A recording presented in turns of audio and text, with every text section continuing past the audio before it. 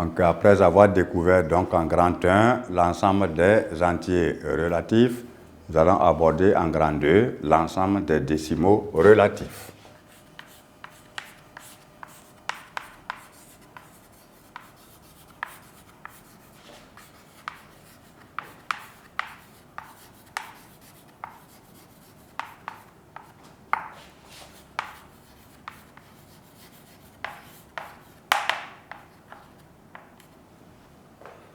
Alors, comme on l'a déjà dit, ce qui est bien compris à partir du grand 1, le grand 2 est aisément compréhensible. Alors, nous allons voir en petit 1 la notation.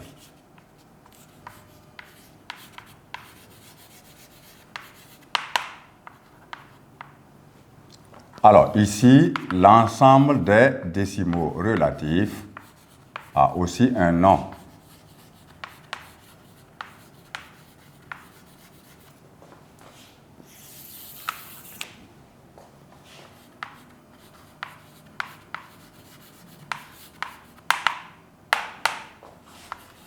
Et il est noté simplement D avec 2 pieds.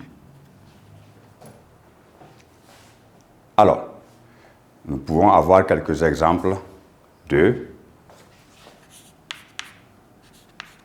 décimaux relatifs. On peut avoir moins 7,25 moins 3,15 plus 11,92 plus 18,75, etc. Autant d'exemples que nous pouvons choisir pour illustrer l'ensemble des décimaux relatifs notés D. Alors, nous allons voir ici rapidement les sous-ensembles de cet ensemble-là, tout comme nous l'avons vu dans le cas de l'ensemble des entiers relatifs.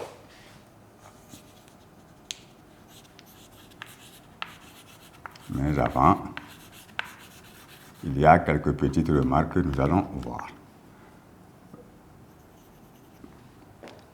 En première remarque, que nous allons voir en petit 2, avant de rentrer dans le cadre des sous-ensembles à proprement parler.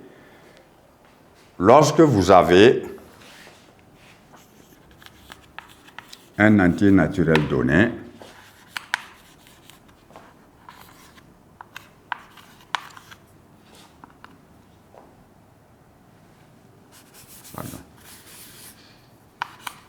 il peut encore s'écrire autrement.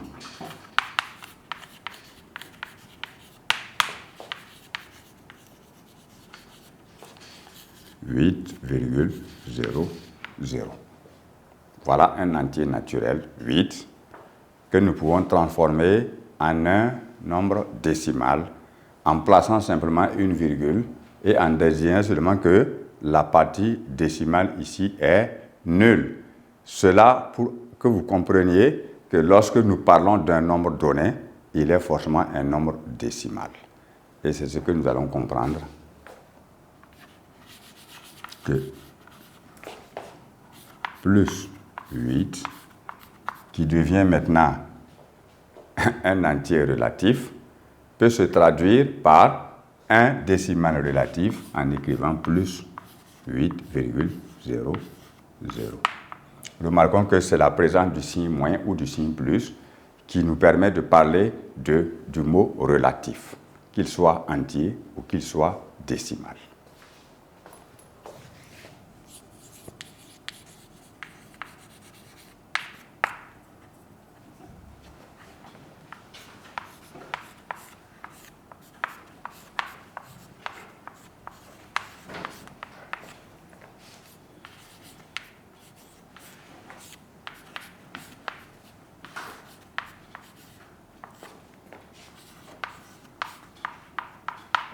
Alors, il y a autant d'exemples à prendre. Et dans cette première remarque, à travers cet exemple-là, qu'est-ce que nous constatons, qu'est-ce que nous pouvons retenir?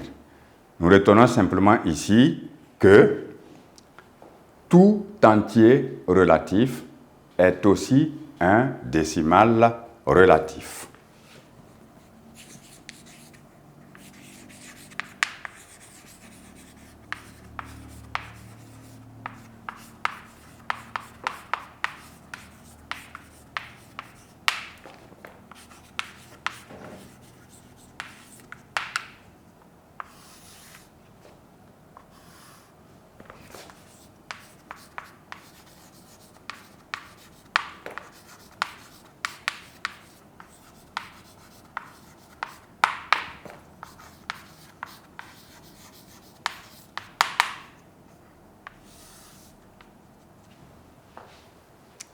Alors, lorsque nous remarquons effectivement que tout entier relatif est aussi un décimal relatif, cela nous permet de voir entre les deux ensembles Z et D là, quel est le plus vaste?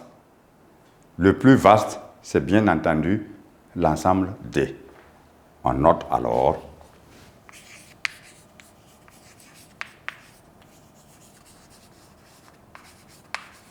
que l'ensemble Z est inclus dans l'ensemble D,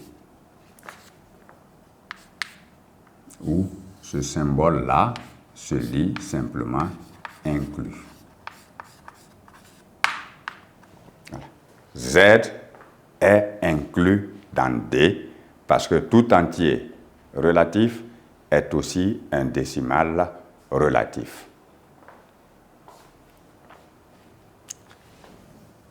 Le deuxième point de remarque que nous pouvons observer, c'est maintenant la question de sous-ensemble de l'ensemble D. Alors, D aussi a deux sous-ensembles et nous disons que, d'une part, il y a l'ensemble des décimaux positifs.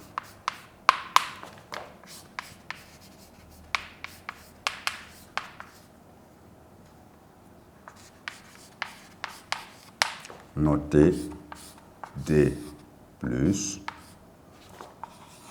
et on a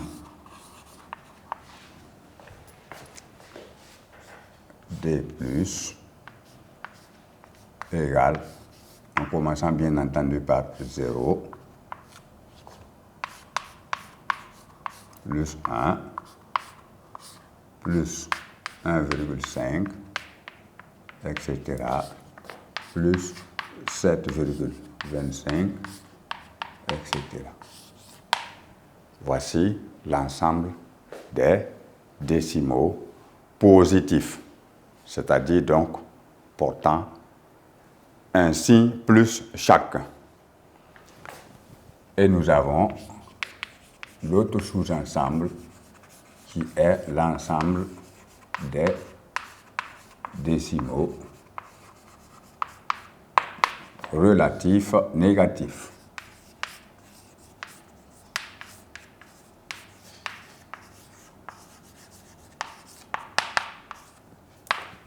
Notez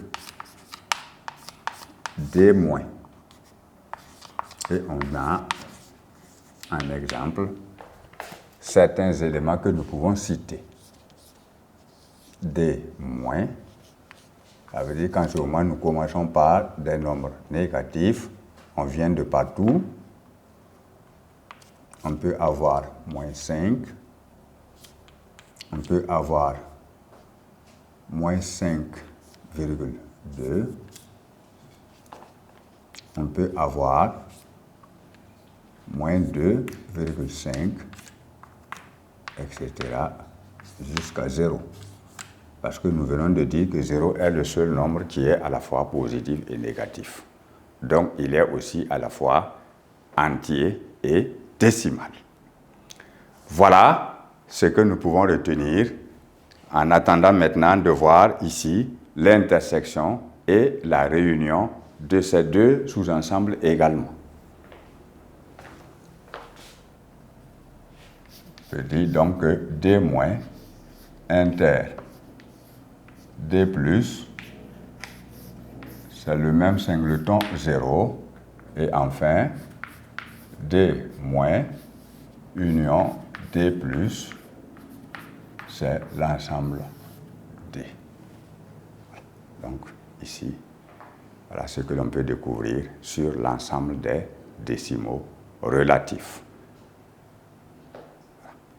Ceci dit, nous allons passer maintenant au grand 3, parce que comme nous avons découvert, alors il y a autre chose que nous pouvons utiliser ces nombres pour faire. Alors, dans le grand 3, nous allons voir ce qu'on appelle le rangement des nombres relatifs.